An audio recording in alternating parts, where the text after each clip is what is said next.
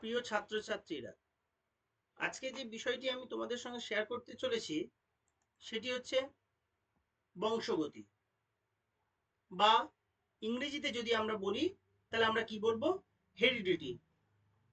আমরা প্রায়শ শুনে থাকি যখন বাড়িতে কোনো এক শিশু জন্ম নেয় তখন বাড়ির বড়রা বলে যে শিশুটির গায়ের রং মায়ের মতো, বা শিশুটির গায়ের রং বাবার মতো, নতুবা বলে চোখটি বাবার মতো বা মায়ের মতো নাকটি, ইত্যাদি ইত্যাদি অনেক কথা কিন্তু আমরা শুনি।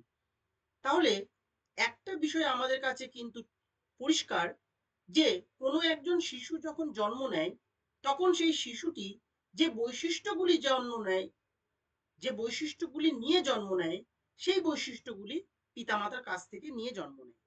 তাহলে পিতামাতার কাছ থেকে কিভাবে সন্তান সন্ততির মধ্যে বা অপত্যের মধ্যে এই বৈশিষ্ট্যগুলি সঞ্চারিত হয়?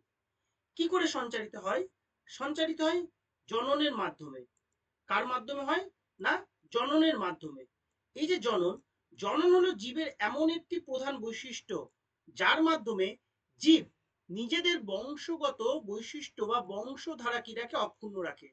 জননের মাধ্যমে পিতামাতার বৈশিষ্ট্য সন্তান সন্ততিদের মধ্যে বংশানুক্রমিকভাবে কি হচ্ছে, সঞ্চারিত হচ্ছে, যার ফলে জীব নিজের গুণ সম্পন্ন এবং আকৃতি সম্পন্ন নতুন একটি জীবের জন্ম দেয়। অস্ট্রিয়াবাসী, এই নামটাকে অবশ্যই মনে রাখবে, একজন বিজ্ঞানীর নাম অস্ট্রিয়াবাসী বিজ্ঞানী গ্রেগর জোহান মেন্ডেল, যার পুরো নাম হচ্ছে গ্রেগর জোহান মেন্ডেল। আমরা হয়তো শর্টে কি বলি, আমরা হয়তো শর্টে মেন্ডেল বলি, কিন্তু অনেক সময় পুরো নাম লিখতে দেয়। পুরো নাম কি? পুরো নাম হচ্ছে গ্রেগর জোহান মেন্ডেল। ইনি কি? ইনি অস্ট্রিয়াবাসী, এই ধর্মযাজক এবং ম্যাথামেটিশিয়ান, গণিত বিশারক, যিনি কি করেছিলেন, মটর গাছের ওপরে বেশ কয়েক প্রজন্ম ধরে বিভিন্ন পরীক্ষা নিরীক্ষা করেছিলেন এবং বংশগত বৈশিষ্ট্য কি করে সঞ্চারিত হয় এক প্রজন্ম থেকে পরবর্তী প্রজন্মে, তার ব্যাখ্যা তিনি দিয়েছিলেন। এই কারণের জন্য এই কারণের জন্য আমরা মেন্ডেলকে কি বলি? Mendel is honoured as the father of genetics, বা আমরা আবার বলতে পারি কি, ফাদার অফ হেরিডিটি, বংশগত বা বংশগতির পিতা বা বংশগতির জনক। এখানে একটা শব্দ পেলাম, জেনেটিক্স। জেনেটিক্স কি? জেনেটিক্স হচ্ছে ব্রাঞ্চ অফ বায়োলজিক্যাল সায়েন্স, একটি জীববিজ্ঞানের শাখা, যে শাখা কি করছে, জিনের গঠন, জিনের বিবর্তন, এই সংক্রান্ত যাবতীয় তথ্য আলোচনা করে এবং বিশ্লেষণ করে। এছাড়াও বংশগত বৈশিষ্ট্য পিতামাতা থেকে সন্তান সন্ততিদের মধ্যে কি করে সঞ্চারিত হচ্ছে, মানে জিনের ট্রান্সফার বা জিন ট্রান্সফার কি করে হচ্ছে ফ্রম প্যারেন্টস টু অফস্প্রিং বা প্যারেন্টস টু প্রোজেনি, সেই শাখাটিকেই আমরা কি বলি, জেনেটিক্স। যদি ডেফিনেশন দেখি, ডেফিনেশনটা কি? Heredity is a process by which characters of parents transmitted to the progeny. প্রোজেনিও বলতে পারি, আবার অফস্প্রিংও বলতে পারি। এখন প্রশ্ন হচ্ছে, প্যারেন্টস থেকে, এই যে একটু আগে বলা হলো প্যারেন্টস, এই যে প্যারেন্টস, এই প্যারেন্টস থেকে কি করে প্রোজেনির মধ্যে এই ক্যারেক্টারগুলি ট্রান্সফার হচ্ছে? প্যারেন্টস থেকে প্রোজেনির মাধ্যমে গ্যামেট, প্যারেন্টাল যে গ্যামেট, সেই গ্যামেটস এর মাধ্যমে কি হচ্ছে, এই ফ্যামিলি ক্যারেক্টার্স বা বৈশিষ্ট্যগুলি কি হচ্ছে, ট্রান্সমিশন হচ্ছে ফ্রম প্যারেন্টস টু প্রোজেনি বা প্যারেন্টস টু অফস্প্রিং। যদি বাংলায় বলি তাহলে আমরা কি বলবো? যে প্রক্রিয়ায় পিতামাতা বা জনিত জীবের বৈশিষ্ট্য সন্তান সন্ততিদের মধ্যে বা অপত্য জীবের মধ্যে সঞ্চারিত হয় তাকে আমরা কি বলছি? বংশগতি। এখানে আরেকটা বিষয় আমাদেরকে মনে রাখতে হবে, মেন্ডেলবাদ বা মেন্ডেলিজম কি? মেন্ডেলবাদ বা মেন্ডেলিজম হচ্ছে মেন্ডেল দ্বারা প্রবর্তিত বংশগতি সংক্রান্ত বিভিন্ন নীতি বা পরীক্ষা নিরীক্ষার যে ফলাফল বা যে সূত্র, বা এক কথায় বলা যেতে পারে বংশগতি সংক্রান্ত সত্যাসত্যকেই মেন্ডেল দ্বারা পর্যবেক্ষিত বা গৃহীত যে সিদ্ধান্ত, সেগুলিকে আমরা কি বলছি? মেন্ডেলবাদ বা মেন্ডেলিজম। এক কথায় মেন্ডেলিজম হচ্ছে মেন্ডেল যে ফলাফলগুলি, সিদ্ধান্তগুলি উপনীত হয়েছিলেন এক সংকর জনন বা দ্বিসংকর জনন, বা এক কথায় বলতে গেলে বংশগতি বিভিন্ন পরীক্ষা নিরীক্ষার মাধ্যমে, তাকে আমরা কি বলছি? মেন্ডেলবাদ বা মেন্ডেলিজমস। এবার আমরা পরবর্তী স্লাইডে দেখি। পরবর্তী স্লাইডে আমরা কি দেখতে পাচ্ছি, Mendel's work in pea plant, মটর গাছের ওপর মেন্ডেলের কাজ। তাহলে মটর গাছের ওপর তিনি কি করেছিলেন, তার যাবতীয় গবেষণা কিন্তু করেছিলেন। কি কিভাবে করেছিলেন, সবার প্রথম তিনি কি করেছিলেন, সবার প্রথম তিনি প্যারেন্টকে সিলেক্ট করেছিলেন, সিলেকশন অফ প্যারেন্টস মানে জননীতি নির্বাচন। মেন্ডেল, আমরা একটু আগেই বললাম, তার পরীক্ষার জন্য কোন গাছকে নির্বাচন করেছিলেন, মটর গাছকে নির্বাচন করেছিলেন। এবং মেন্ডেল মটর গাছের 7 জোড়া বিপরীত চারিত্রিক বৈশিষ্ট্যকে নিয়েছিলেন তার পরীক্ষার জন্য। নেক্সট তিনি কি করেছিলেন, সংকরায়ন করেছিলেন। এই সংকরায়নটা কি, সংকরায়ন প্রথম সংকরায়নটা কি একটু আগে বলি, তারপরে সেখানে কোন কোন ধাপে বা কোন কোন স্টেপ তিনি ফলো করেছিলেন সংকরায়ন পরীক্ষায়, সেটাকে আমি একটু পরে বলছি। What is hybridization? সংকরায়ন হচ্ছে দুটি নিকট বৈশিষ্ট্য সম্পন্ন জীব, দুটি নিকট বৈশিষ্ট্য সম্পন্ন জীব, সেই জীব দুটো যারা কি করছে না জননে অংশগ্রহণ করছে, নিকট সম্পর্কযুক্ত ভিন্ন চারিত্রিক বৈশিষ্ট্যযুক্ত জীব, নিকট নিকট বৈশিষ্ট্যযুক্ত ভিন্ন চারিত্রিক যুক্ত জীব, সেই জীব তারা যখন জননে অংশগ্রহণ করছে, সেইটিকে আমরা কি বলছি, সেইটিকে আমরা বলছি সংকরায়ন বা হাইব্রিডাইজেশন।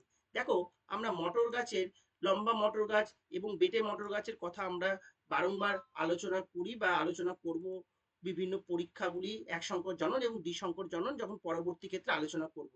এখানে দেখো লম্বা মটর গাছের সঙ্গে বেটে মটর গাছের সংকরায়ন করানো হয়েছে।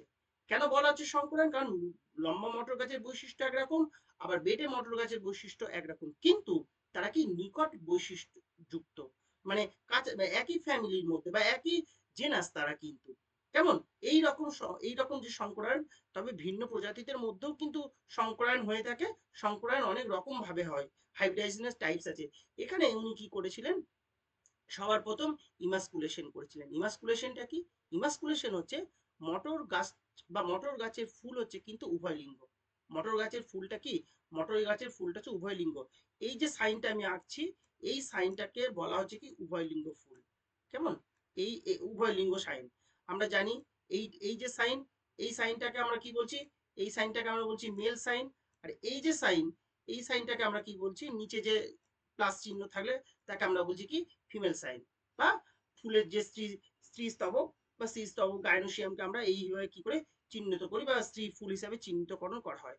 কিন্তু যখন উভয় লিঙ্গ তখন আমরা এইভাবে চিহ্নিত করি, মানে উভয় লিঙ্গ মানে কি, তার মধ্যে মেল ফুলও রয়েছে, মেল পার্টও রয়েছে এবং ফিমেল পার্টও রয়েছে, মানে পুংস্তবক আছে, স্ত্রী স্তবক আছে। কিন্তু ইমাসকুলেশন এমন একটা পদ্ধতি, যে পদ্ধতিতে ফুলের এই পার্টটাকে মানে কি মেল পার্টটাকে কি করা হয়, কেটে বাদ দিয়ে দেওয়া হয়, পুংস্তবককে কেটে বাদ দেওয়া হয়, যার ফলে ফুলটা এক লিঙ্গে পরিণত হয়। এবং কি রকম লিঙ্গ, স্ত্রীলিঙ্গে বা স্ত্রী ফুল হিসাবে পরিণত হয়। সেই পদ্ধতিকে বলা হয় কি ইমাসকুলেশন। নেক্সট হচ্ছে কি, ইমাসকুলেশনের পরে করানো হয় কি ইতর পরাগযোগ। তোমরা জানো দু রকমের পরাগযোগের কথা, স্বপরাগযোগ, ইতর পরাগযোগ। ইতর পরাগযোগ কি, বিভিন্ন বাহকের মধ্যে একই প্রজাতি সম্পন্ন ফুলের এক ফুলের পরাগরেণু অন্য গাছের অন্য ফুলের স্ত্রীস্তবকে যখন যাবে, তখন তাকে আমরা কি বলবো, তখন তাকে আমরা বলবো ইতর পরাগযোগ। আমরা জানি স্বপরাগযোগ এবং ইতর পরাগযোগ। ইতর পরাগযোগ কি, কোনো একটি ফুলের পরাগরেণু যখন বিভিন্ন বাহকের মাধ্যমে একই প্রজাতি যুক্ত গাছের অন্য একটি ফুলের গর্ভমুণ্ডে স্থানান্তরিত হবে, তখন তাকে আমরা কি বলবো, তখন তাকে আমরা কি বলবো, আমরা বলবো ইতর পরাগযোগ। তাহলে এখানে ইতর পরাগযোগ ঘটানো হচ্ছে। এখন এই যে ইতর পরাগযোগটা হচ্ছে, এই ইতর পরাগযোগটাকে আমরা কি কিসের জন্য না, পরবর্তী ক্ষেত্রে বা পরবর্তী যে বিভিন্ন বৈশিষ্ট্যের স্থানান্তরণ হচ্ছে একটা প্রজন্ম থেকে আরেকটা প্রজন্মে, তার আগে তো পরাগ সংযোগ ঘটাতে হবে, না হলে তো তাদের জনন কার্য সম্পন্ন হবে না। তাহলে এখানে যে পরাগযোগটা হচ্ছে সেটা হচ্ছে কি ইতর পরাগযোগ। নেক্সট আমরা যেটা পাচ্ছি সেটাকে আমরা কি বলছি, ব্যাগিং। নেক্সট হচ্ছে কি ব্যাগিং। ওকে, নেক্সট হচ্ছে গিয়ে ব্যাগিং হচ্ছে, ব্যাগিংটা কি, পরাগযোগ হয়ে গেল, পরাগযোগ হয়ে যাওয়ার পরে কি করা হয় না, ফুলটিকে কোনো একটি পলিথিন দিয়ে বা কি করা হয়, কোনো একটি কাগজের প্যাকেট দিয়ে কি করা হয় না, এটাকে মুড়ে দেওয়া হয়, ফুলটাকে মুড়ে দেওয়া হয়। কেন মুড়ে দেওয়া হচ্ছে, এই কারণেই মুড়ে দেওয়া হচ্ছে যাতে বাইরে থেকে কোনো বৈশিষ্ট্য এসে তার সঙ্গে মিশে যেতে না পারে। নেক্সট হচ্ছে কি ট্যাগিং। ট্যাগিং মানে কি, সেই ফুলের একটা ট্যাগ ঝুলিয়ে দেওয়া হয়, একটা কাগজে লিখে রাখা হয় যে ইতর পরাগযোগ হলো, কোন পরাগরেণু ব্যবহার করা হলো, কবে ব্যবহার করা হলো, মানে এক এক কথায় তাকে ট্যাগ লাগিয়ে দেওয়া হয়, কয়েকটি তথ্য লিখে ঝুলিয়ে দেওয়া হয় কাগজে, তাকে আমরা বলছি ট্যাগিং। তারপর কি করে বীজ সংগ্রহ, নিষেক হলো, নিষেকের পরে কি হবে, জনন হবে, জননের পরে কি হলো না ফল তৈরি হলো, ফলের মধ্যে বীজ তৈরি হলো, এবং একটা নির্দিষ্ট সময় পরে কি করা হয়, সেই বীজটাকে সংগ্রহ করা হয় এবং পরবর্তীতে বীজটাকে রোপণ করে সেখান থেকে চারা গাছ তৈরি করা হয়। নেক্সট যে ধাপ উনি অবলম্বন করেছিলেন তার পরীক্ষার জন্য সংকর উদ্ভিদের স্বনিষেধ। সংকর উদ্ভিদ মানে আমি একটু আগে কি বললাম, এই যে P1 আর P2 মানে প্যারেন্ট 1 প্যারেন্ট 2, তাদের জননের ফলে যেটা তৈরি হচ্ছে তাকে F1 বলা হচ্ছে। F1 মানে কি ফার্স্ট জেনারেশন। আবার এই যে ফার্স্ট জেনারেশন এইটা কিন্তু হচ্ছে হাইব্রিড প্রকৃতির, এইটা হচ্ছে হাইব্রিড সংকর প্রকৃতির জীব। আর যে পদ্ধতি হলো তাকে আমরা কি বলছি, সংকরায়ন পদ্ধতি। ওকে, এইটা হচ্ছে কিন্তু তোমার পিওর ক্যারেক্টার বিশুদ্ধ, এটা হচ্ছে পিওর ক্যারেক্টার বিশুদ্ধ, এটা হলো হাইব্রিড ক্যারেক্টার বা সংকর। এইরকম দুটো F1 এর মধ্যে মানে প্রথম অপত্য জনুতে যে জীব সৃষ্টি হলো তাদের মধ্যে আবার ক্রস ঘটে কি করানো হচ্ছে, F2 তৈরি করা হচ্ছে। তাহলে এই যে F2 পেলাম, এই F2 এটা কোথা থেকে এলো, দুটো F1 এর ক্রসের ফলে। তার মানে কি সংকর উদ্ভিদের স্বনিষেক হচ্ছে। এই যে সংকর উদ্ভিদ এদের মধ্যে কি করা হচ্ছে, স্বনিষেক ঘটানো হচ্ছে। এখানে কি করা হচ্ছে, এখানে কিন্তু ইতর পরাগযোগ ঘটানো হচ্ছে। এটা হচ্ছে কি ক্রস পলিনেশন, আর এটা হচ্ছে কি সেলফ পলিনেশন। এই জায়গাটা মনে রাখতে হবে, কখন ক্রস পলিনেশন করানো হয়, কখন সেলফ পলিনেশন করানো হয় এবং কেন করানো হয়। নেক্সট কি গাণিতিক বিশ্লেষণ। গাণিতিক বিশ্লেষণ মানে এই যে F1 F2 থেকে যে বিভিন্ন রকমের প্ল্যান্ট পাওয়া গেল, তাদের সংখ্যা কি, তাদের কি কি বৈশিষ্ট্য রয়েছে, এইগুলিকে বিশ্লেষণ করা হয়, তাকেই আমরা কি বলছি, গাণিতিক বিশ্লেষণ। এবং এর ফলে আমরা দু রকমের ক্যারেক্টারের কথা বলতে পারি, একটা বলি ফিনোটাইপিক ক্যারেক্টার আর একটা বলছি জিনোটাইপিক ক্যারেক্টার। ফিনোটাইপিক ক্যারেক্টারটা কি, ফিনোটাইপিক ক্যারেক্টার হচ্ছে যে বৈশিষ্ট্যটি যে কোনো উদ্ভিদের ক্ষেত্রে বা যে কোনো জীবের ক্ষেত্রে খালি চোখে অবজার্ভ করা যায়, মানে আমরা যেটাকে দেখতে পাচ্ছি, মানে অবজার্ভ করা যাচ্ছে, লক্ষিত হচ্ছে, তাকে আমরা বলছি ফিনোটাইপিক ক্যারেক্টার। আর জিনোটাইপিক জীবের যে জিনগত বিশ্লেষণের মাধ্যমে ক্যারেক্টারকে নির্ধারণ করা হয়, তাকে আমরা বলছি জিনোটাইপ। মেন্ডেল কি করেছিলেন, বিভিন্ন রকমের জিনোটাইপ এবং ফিনোটাইপ মানে উনি কিন্তু বলেছিলেন তার পরীক্ষার মাধ্যমে এক সংকর জননের দ্বিসংকর জননের মাধ্যমে কতগুলি কি রকমের সিড পাওয়া গেছে বা কতগুলি কি রকমের গাছ পাওয়া গেছে। তবে আমরা যে বিভিন্ন অনুপাতের কথা বলি, যেমন এক সংকর জননে ফিনোটাইপিক অনুপাত, এক সংকর জননে জিনোটাইপিক অনুপাত, দ্বিসংকর জননে ফিনোটাইপিক অনুপাত, দ্বিসংকর জননে জিনোটাইপিক অনুপাত, এই যে অনুপাতগুলির কথা আমরা পড়ি বা বলি, এই অনুপাত কিন্তু বিজ্ঞানী মেন্ডেল মানে মেন্ডেল তার গবেষণাপত্রে কিন্তু দিয়ে যাননি। মেন্ডেলের যে গবেষণাপত্র সেই গবেষণাপত্রে কিন্তু কোনো অনুপাতের কথা নেই। তিনি কি বলেছিলেন, তিনি বলেছিলেন এতগুলি এই প্রকৃতির সিড পাওয়া গেছে বা এতগুলি এই প্রকৃতির বীজ পাওয়া গেছে, সেই সংখ্যাটা বলেছিলেন। পরবর্তী ক্ষেত্রে বিজ্ঞানীরা সেই সংখ্যাগুলিকে এক জায়গায় করে অনুপাত তৈরি করেছিলেন। বেশ, আমরা এবার পরবর্তী স্লাইডে যাই। পরবর্তী স্লাইডে আমরা কি দেখতে পাচ্ছি, পরবর্তী আমরা স্লাইডে দেখতে পাচ্ছি যে মেন্ডেল যে 7 জোড়া বৈশিষ্ট্য নিয়েছিলেন মটর গাছের জন্য, 7 পেয়ার্স ক্যারেক্টার্স, কেমন মেন্ডেল দ্বারা নির্বাচিত মটর গাছের বিপরীত বৈশিষ্ট্য, এটা খুব ভালো করে মনে রাখতে হবে।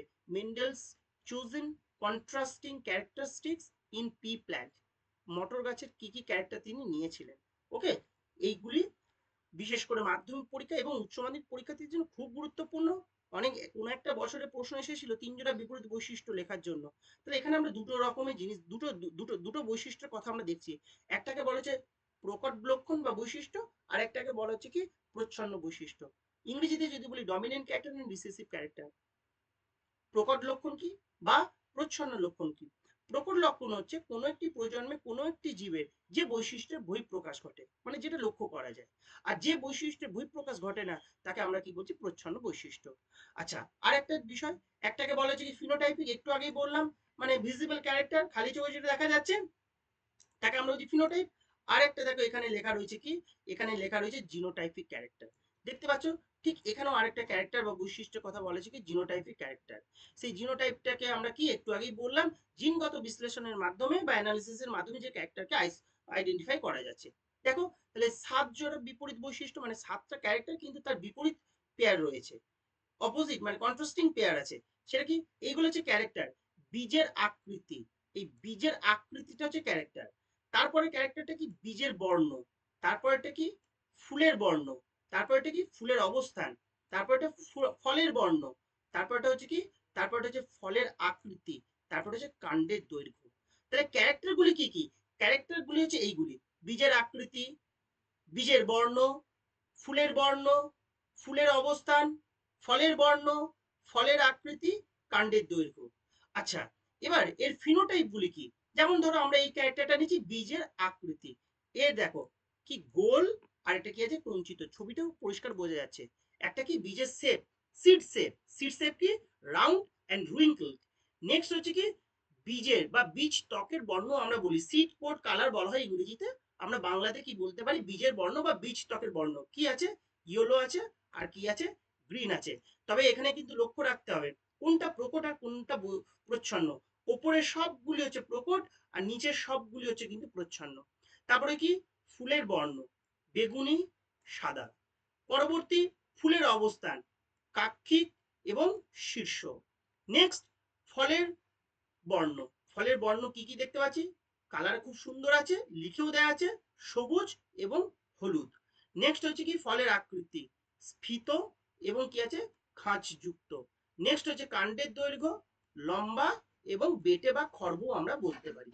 এই যে বৈশিষ্ট্য, এই প্রত্যেকটা বৈশিষ্ট্যই হচ্ছে কিন্তু ফিনোটাইপিক বৈশিষ্ট্য। এবার জিনোটাইপ কোনগুলি? এই যে লেখা রয়েছে দেখো কি আছে? গোল, গোলের জন্য ক্যাপিটাল আর ক্যাপিটাল আর। কুঞ্চিতের জন্য স্মল আর স্মল আর। এইগুলিকে আমরা কি বলছি? অ্যালিল। ওকে। হলুদের জন্য কি? Capital Y capital Y. Small Y stands for green. সবুজের জন্য স্মল ওয়াই স্মল ওয়াই। অনুরূপভাবে আমরা যখন পরবর্তী কোনো একটি ভিডিওতে এক সংকর জনন দ্বিসংকর জননের বিষয়টি তোমাদের সঙ্গে আমি শেয়ার করব, তখন এই মটর গাছের দৈর্ঘ্য নিয়ে কিন্তু আমরা বিভিন্ন ক্রসগুলি দেখাবো। সেই ক্রসে আমরা কিন্তু এইগুলিকে বারবার ব্যবহার করব। ক্যাপিটাল টি এবং small T. Capital T stands for tall plant, যেটাকে হাইট হিসাবে ধরা হচ্ছে। আর স্মল টি হচ্ছে কি শর্ট বা খর্ব বা বেটে প্রকৃতি বা ড্রপ প্রকৃতির প্ল্যান্টস। Small tea. তাহলে আমরা এই যে টেবিলটা বা এই যে ছকটা দেখলাম, সেখানে কি দেখলাম? মটর গাছের 7 জোড়া বিপরীত বৈশিষ্ট্য। সেই বিপরীত বৈশিষ্ট্যের ফিনোটাইপ কোনটা, জিনোটাইপ কোনটা, সেগুলিকে দেখলাম। তার মধ্যে কি দেখলাম আবার? কোনটা ডমিনেন্ট ক্যারেক্টার, কোনটা রিসেসিভ ক্যারেক্টার। খুব ভালো করে এটা করে রাখবে, কারণ মাধ্যমিক এবং উচ্চ মাধ্যমিক পরীক্ষার জন্য খুব গুরুত্বপূর্ণ। নেক্সট নেক্সট হচ্ছে পরবর্তী যে স্লাইডটা, সেখানে আমরা কি দেখতে পাচ্ছি? দেখা যাচ্ছে কি না reasons for choosing P plant for মেন্ডেলস experiment. যদি বাংলায় বলি আমরা কি বলবো? মেন্ডেল মটর গাছকে তার পরীক্ষার জন্য মনোনীত করার কারণ কি? কিসের জন্য মেন্ডেল তার পরীক্ষার জন্য চুজ করেছিল পি প্ল্যান্টকে? এই যে পি প্ল্যান্টের কথা এখানে লেখা আছে, এই পি প্ল্যান্টকে তিনি কেন নিয়েছিলেন? কেমন? তার প্রথম যে কারণটা সেটা হচ্ছে কি জনুকাল। জনুকাল মানে হচ্ছে কি? জনুকাল মানে হচ্ছে তার জীবন চক্রে জনন কার্য সম্পন্ন করতে কতটা সময় লাগে। মটর গাছ খুব দ্রুত বংশ বিস্তার করতে পারে, খুব দ্রুত। প্রায় দেখা গেছে কি 2 থেকে 3 মাসের মধ্যে তার জীবন চক্রটা সম্পন্ন হয়। জীবন চক্র সম্পন্ন হচ্ছে 2 থেকে 3 মাসের মধ্যে। তাই অল্প সময়ের মধ্যে, অতি অল্প সময়ের মধ্যে বংশানুক্রমিক বেশ কয়েক প্রজন্ম ধরে কি মটর গাছের উপর বিভিন্ন পরীক্ষা নিরীক্ষা করা যায়। মানে অতি অল্প সময়ের মধ্যে বেশ কিছু জেনারেশন, যে ফার্স্ট জেনারেশন সেকেন্ড জেনারেশন, বেশ কয়েক প্রজন্ম ধরে অল্প সময়ের মধ্যে কি করে বংশগত বৈশিষ্ট্যের বিস্তার ঘটছে সেই পরীক্ষা নিরীক্ষা করা যায় এবং বিভিন্ন ফলাফল পাওয়া যায়। এবং সেইগুলিকে কি করা হয় না বিভিন্ন রকম ভাবে অ্যানালিসিস করা যায়।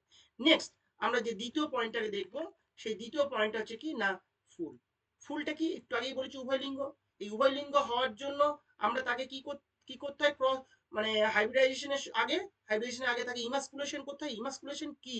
এটা কিন্তু 12 এর জন্য এবং 10 এর জন্য, উচ্চ মাধ্যমিক এবং মাধ্যমিক পরীক্ষার্থীর জন্য খুব গুরুত্বপূর্ণ। ইমাসকুলেশন প্রায় বছর কিন্তু প্রশ্ন আছে। হোয়াট ইজ ইমাসকুলেশন বা ইমাসকুলেশন বলতে কি বোঝো?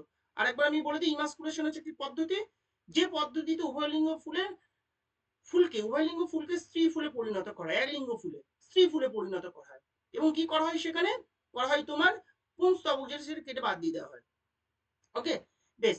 এই যে ফুলটি উভয়লিঙ্গ, এই ফুলটি উভয়লিঙ্গ হওয়ার জন্য আমরা তাকে স্বপরাগযোগ ঘটাতে পারি, আবার আমরা কি করতে পারি ইতর পরাগযোগ। এই যে বিপরীত পরাগযোগ ঘটানো, তার মানে ইতর পরাগযোগ। কখন ইতর পরাগযোগ হয়, কখন স্বপরাগযোগ হয়, সেটা আমি একটু আগেই তোমাদেরকে বলেছি, খুব ভালো করে কিন্তু আরেকবার লক্ষ্য করে নেবে। যখন P1 এবং P2 ক্রস ঘটানো হচ্ছে, তখন হচ্ছে কি, তখন হচ্ছে ক্রস পলিনেশন। P1 আর P2 ক্রসের ফলে যে F1 তৈরি হলো, সেই F1 এর যে ক্রস ঘটানো হচ্ছে, সেখানে হচ্ছে কি স্বপরাগযোগ, বা আমরা যদি ইংরেজিতে বলি self pollination. when self pollination takes place and when cross pollination takes place, খুব গুরুত্বপূর্ণ একটি অংশ। নেক্সট হচ্ছে কি, ফুলের আকার এবং আকৃতি। ফুলটা আকারে বেশ বড় হয়। এই বড় হওয়ার জন্য কি হচ্ছে, ফুলের যেটা মেল পার্ট বা পুংস্তবক এবং যেটা স্ত্রী স্তবক, সেই দুটো স্তবককে খুব ভালো করে কি করা হয়, হাত দিয়ে নাড়াচাড়া করে বিভিন্ন পরীক্ষা নিরীক্ষা করা যায়, বা হাত দিয়ে নাড়াচাড়া করে কাজকর্ম করা যায়। যখন আমরা ইমাসকুলেশন করব, সেই ইমাসকুলেশনের সময় কি করতে হবে, পুংস্তবককে কেটে বাদ দিতে হবে। আর ফুলটা যদি আকারে ছোট হয়, তাহলে আমার সেই পুংস্তবক খুঁজে বের করা, তাকে কেটে ফেলে দেওয়া অনেকটা সময় সাপেক্ষ ব্যাপার, এবং অনেকটা পরিশ্রম করতে হয়, বা অনেক সময় ভুল হতে পারে ছোট ভুল হলে। কিন্তু বড় ভুল হলে কি হবে, হ্যাঁ এটা মেল পার্ট, এটা ফিমেল পার্ট, এটা পুংস্তবক, এটা স্ত্রী স্তবক, এটাকে কেটে বাদ দিয়ে দিই। আমার তাহলে কি কাজ করতে কি করা হচ্ছে, সুবিধা হচ্ছে। ওকে, আমরা নেক্সট যে বৈশিষ্ট্যটা পাচ্ছি সেটা হচ্ছে কি, বিপরীত বৈশিষ্ট্য। দেখো 4 নম্বরে যেটা পয়েন্টটা লেখা রয়েছে, সেটাতে আমরা কি দেখতে পাচ্ছি, বিপরীত বৈশিষ্ট্য। এই বিপরীত বৈশিষ্ট্য কি না, মটর গাছ বংশ পরম্পরায় অনেক বিপরীত বৈশিষ্ট্যের সমন্বয় ঘটায়, এবং যার ফলে কি করেছে, বেশ বেশ কয়েক প্রজন্ম ধরে কি বিভিন্ন পরীক্ষা নিরীক্ষা করা যেতে পারে। এটা হচ্ছে একটা বড় বৈশিষ্ট্য। নেক্সট যে বৈশিষ্ট্যটা আমরা দেখতে পাচ্ছি সেটা হচ্ছে কি না, বিশুদ্ধ জনিতি। বিশুদ্ধ জনিতির কি না, মটর গাছ স্বপরাগী হয়। বাইরে একটু আগে বললাম স্বপরাগী হচ্ছে, এর ফলে কি করেছে, বাইরে থেকে কোনো অবাঞ্ছিত চারিত্রিক বৈশিষ্ট্য মিশে যাওয়ার সম্ভাবনা থাকে না। ওই যে আমরা ব্যাগিং করে রাখি না, যখন ইতর পরাগযোগ হয়ে গেল, এই ইতর পরাগযোগের পরে যখন আমরা ব্যাগিং করছি, সেই ব্যাগিং এ কিন্তু যাতে অবাঞ্ছিত কোনো ক্যারেক্টার না আসতে পারে, সেটাও কিন্তু এখানে দেখা হয় আর কি। কি করা হলো না, মটর গাছকে ক্রস পলিনেশন করিয়ে নিয়ে, F1 এ ক্রস পলিনেশন করিয়ে নিয়ে, ইমাসকুলেশন ঘটিয়ে নিয়ে তারপরে ব্যাগিং করা হয়। তারপরে কিন্তু ট্যাগিং আর ব্যাগিং একসঙ্গেও করা যেতে পারে, তবে আগে ট্যাগিং করে তারপরে ব্যাগিং করা হয়। ওকে, নেক্সট হচ্ছে কি, অপত্য বা খাঁটি উৎপাদন। অপত্যটা কি, খাঁটি প্রকৃতির। কি, শঙ্কর গাছগুলি পুরোপুরি জননে সক্ষম হওয়ায় স্বাভাবিকভাবেই বংশবিস্তার করতে পারে। আমরা কি দেখলাম, P1 আর P2 যে ক্রস হলো, আমরা F1 পেলাম। এবার যদি সেই F1 এর যদি জননে সক্ষম না হয়, তাহলে আমরা F2 পাবো না। কিন্তু আমরা কি দেখতে পাচ্ছি, আমরা দেখতে পাচ্ছি যখন আমরা P1 এবং P2 তাদের মধ্যে যখন আমরা ক্রস ঘটাচ্ছি, P1 এবং P2 এর মধ্যে যখন আমরা ক্রস ঘটাচ্ছি, তখন আমরা কি পাচ্ছি, এটা P2, সেই P2 এর মধ্যে ক্রস ঘটিয়ে আমরা কি পাচ্ছি, আমরা পাচ্ছি F1। আবার যখন আমরা F1 পেয়ে গেলাম, সেই F1 এর মধ্যে আমরা কি করছি না, দুটো F1 এর মধ্যে আমরা কি ঘটাতে পারছি, জনন ঘটাতে পারছি। তাহলে এই F1 দুটো জননের ফলেই তো আমি কি পাচ্ছি, F2 পাচ্ছি। তাহলে F2 পেতে গেলে আমাকে প্রথম প্রজন্মে যে জীব তৈরি হচ্ছে বা অপত্য তৈরি হচ্ছে, তাদেরকে কি হতে হবে, জননে সক্ষম হতে হবে। তাহলে এটা একটা বড় বৈশিষ্ট্য। শঙ্কর গাছগুলিও কি পুরোপুরি জননে সক্ষম হয়, যার ফলে স্বাভাবিকভাবে মটর গাছের বংশ বিস্তার হয়। আজকে এটুকুই তোমাদের সঙ্গে শেয়ার করা ছিল, আমি শেয়ার করলাম। তোমাদের যদি কোনো প্রশ্ন থাকে, তোমরা কমেন্ট বক্সে এসে প্রশ্ন করবে।